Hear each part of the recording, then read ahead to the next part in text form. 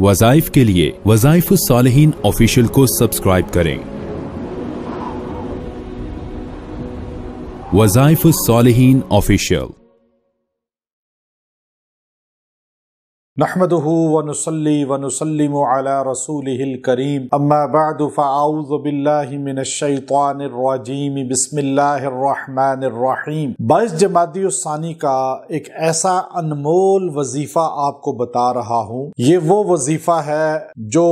آج تک آپ کو اس دنیا میں کسی نے بتایا نہیں ہوگا، اور ہے قرآن پاک کا وظیفہ، لیکن آج دنیا میں بے وفائی اور مطلب پرستی، خود غرضی عروج پر ہے۔ خونی رشتے بھی خود غرضی پر مبنی ہیں اور مفاد پر مبنی ہیں، لیکن یہ ایسا مجرب عمل قرآنی ہے، اگر آپ نے صرف 22 جمادی الثانی کو اس کو پڑھ لیا، اللہ آپ کی زندگی میں خود غرض لوگ نکال دے گا، باوفا لوگ آپ کو عطا کرے گا، وفادار لوگ آپ کو عطا کرے گا، وفادار لوگوں سے آپ کا جوڑ ہوگا۔ میاں بیوی کا رشتہ ہے، بہن بھائیوں کا رشتہ ہے، کاروبار بزنس کا رشتہ ہے، دوست احباب کا رشتہ ہے، خاندان برادری کا رشتہ ہے، یا ووٹ الیکشن کا رشتہ ہے، یا پیری مریدی کا رشتہ ہے۔ دنیا کا کوئی بھی طبقہ ہے، آپ کو باوفا ملے گا، آپ کو خود غرض لوگ نہیں ملیں گے، کمر میں چھرا کھونپنے والے نہیں ملیں گے، منہ پر تعریف اور پیٹھ پیچھے آپ کو نقصان کی پلاننگ کرنے والے آپ کی زندگی سے خود بخود دور ہو جائیں گے۔ اللہ وفادار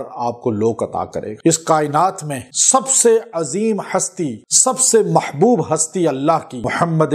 رسول اللہ صلی اللہ علیہ وسلم کی ہے۔ حضرت محمد صلی اللہ علیہ وسلم اللہ کے سب سے عظیم پیغمبر ہیں، اور اللہ نے اپنے محبوب پیغمبر کو سب سے بڑا وفا کرنے والا جانثار محب دوست جو عطا کیا، وہ کائنات میں ایسا دوست تھا کہ دنیا میں ایسا دوست کسی نبی کو نہیں ملا۔ وہ ابو بکر صدیق رضی اللہ تعالیٰ عنہ ہے۔ تو اللہ نے قرآن پاک میں غار ثور کا ذکر کرتے ہوئے جو جملہ ارشاد فرمایا، جب سارے رسول اللہ کی جان کے دشمن تھے تو اس وقت رسول اللہ صلی اللہ علیہ وسلم غار ثور میں پہاڑ چڑھ رہے تھے تو ابو بکر صدیق نے آپ کو اپنے کندھوں پہ اٹھایا، اس غار ثور میں جا کے لٹایا اور اپنی گود میں لٹایا، جس کے بارے میں ابن حجر اسقلانی فرماتے ہیں ایسے رسول اللہ صلی اللہ علیہ وسلم کا سر ابو بکر کی گود میں تھا جیسے قرآن پاک رحل پہ کھلا۔ اب ابو بکر صدیق رضی اللہ تعالیٰ عنہ نے جب دشمن کو دیکھا تو اس وقت حضور علیہ السلام سے کہا، یا رسول اللہ،